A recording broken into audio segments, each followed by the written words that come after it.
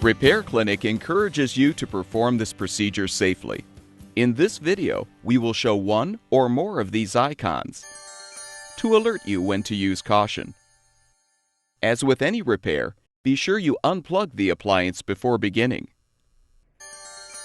Your first step is to remove the lower back panel. Be sure to note the correct location of the wires connected to the old door latch motor. Disconnect the wires.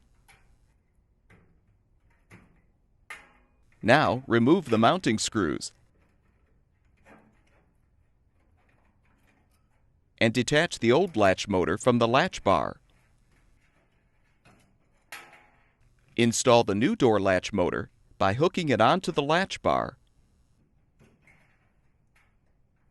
and securing the mounting screws.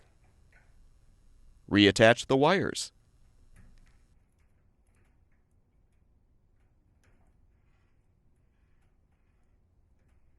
Replace the back panel and plug the appliance back in to make sure it's functioning properly.